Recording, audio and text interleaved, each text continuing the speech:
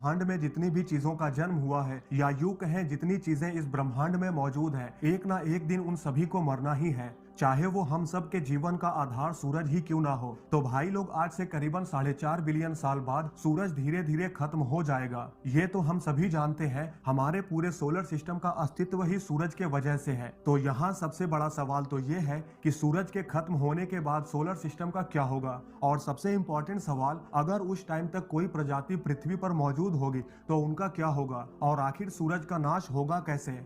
आज इन्हीं सब सवालों के जवाब को लेकर आया हूँ आज का हमारा ये वीडियो, जिसका टाइटल है सूरज के मर जाने के बाद सौर मंडल का क्या होगा। तो भाई लोग शुरू करते हैं। जैसा कि हम जानते हैं, किसी भी चीज का नाश होता है तो उसे पहले कई बदलावों से होकर गुजरना पड़ता है। ठीक वैसे ही जब सूरज की मौत होगी तब इसे भी कई बदलावों से गुजरना पड़ेगा। और सूरज के खत्म होने की उल्टी गिनती तब शुरू होगी जब सूरज का फ्यूल खत्म होगा। जैसा कि आपको पता है, हमारा सूरज हाइड्रोजन और हीलियम का बना हुआ है, जिसके अंदर न्यूक्लियर फ्यूजन का प्रोसेस होते रहता है। और न्यूक्लियर फ्यूजन का प्रोसेस हाइड्रोजन को हीलियम में कन्वर्ट करता है, और यही हीलियम सूरज के एनर्जी के तौर पर काम करती है। प्रेजेंट टाइम में सन का कोर प्रति 600 मिलियन टन हाइड्रोजन को हीलियम में कन्वर्ट करता है। और जब सन का एनर्जी सोर्स ही खत्म हो जाएगा तो उसके नाश होने की उल्टी गिनती भी शुरू हो जाएगी।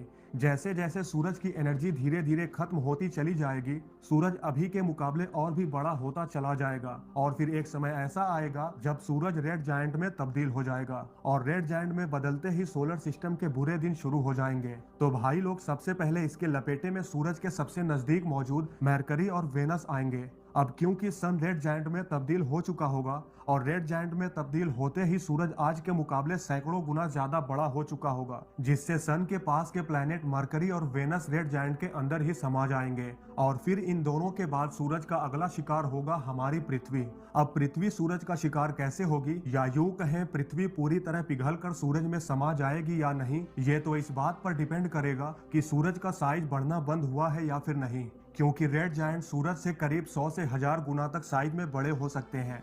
अब ये सब डिपेंड करेगा सूरज कितना बड़ा हुआ है। अब अगर सूरज का आकार बढ़ना बंद भी हो जाए, यानी नॉर्मली ही उसका साइज बढ़े, तब भी पृथ्वी सूरज के हाई टेम्परेचर को झेल नहीं पाएगी, और पृथ्वी पर उस समय जो भी प्रजाति मौजूद होगी उनका नामो निशान मिट जाएगा। पृथ्वी भी सन के एक्सट्रीम टेम्परेचर की वजह से ऑलमोस्ट पिघल जाएगी, और इसका सिर्फ आयरन कोर बचेगा। तो भाई लोग, इसके चंगुल से मंगल ग्रह भी नहीं बचेगा, जो हमारे फ्यूचर का घर होने वाला है। उसका भी वही हाल होगा जो हमारी पृथ्वी का हुआ है। मंगल ग्रह भी पूरी तरह से पिघल जाएगा, बचेगा तो सिर्फ और सिर्फ उसका कोर। अब ये तो थे हमारे सोलर सिस्टम के इनर प्लैनेट्स। अब भाई लोग, बारी आएगी सोलर सिस्टम के outer planet Jupiter, Saturn, Uranus और नेपच्यून की। ये सभी गैस के बने हुए हैं, और ये सभी प्लैनेट सोलर सिस्टम के बेहद ठंडे रीजन में मौजूद हैं। और जब सूरज का साइज बढ़ जाएगा तब सभी आउटर प्लैनेट्स की सूरज से दूरी भी कम हो जाएगी। सूरज से निकलने वाली हाई रेडिएशन इन सभी प्लैनेट की कहानी का दी एंड कर देगा। भाई लोग, इन प्लैनेट्स में मौजूद गैस हाई टेम्परेचर सहन नहीं कर पाएंगे, और इवेंचुअली विस्फोट के साथ ही ये सभी प्लैनेट बिखर जाएंगे। बिखरने के बाद आउटर प्लैनेट्स का मटेरियल्स भी सूरज में समा जाएगा। इतनी तबाही मचाने के बाद भी सूरज का तांडव अभी रुकेगा नहीं, क्योंकि जितने भी ऑब्जेक्ट सूरज के हाई टेम्परेचर से बच जाएंगे, वे सभी सूरज के बढ़ते साइज की वजह से सोलर सिस्टम में ग्रेविटेशनल उथल पुथल से अपनी ऑर्बिट से भटक जाएंगे। सूरज की अनस्टेबल ग्रेविटी की वजह से कई ऑब्जेक्ट एक दूसरे से टकरा सकते हैं, या फिर सोलर सिस्टम से बाहर भी जा सकते हैं।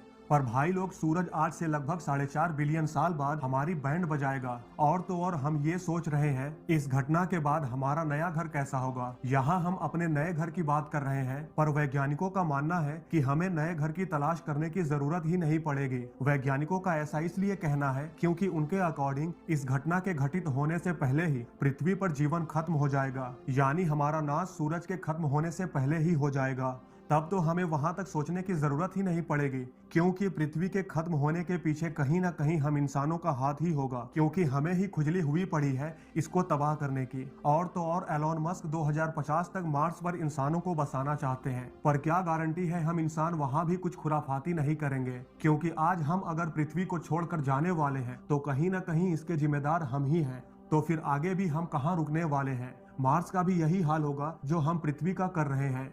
हम इंसानों का खुराफाती दिमाग ही हमारे नाश की वजह बनेगी, ना कि सूरज या फिर कोई नेचुरल डिजास्टर।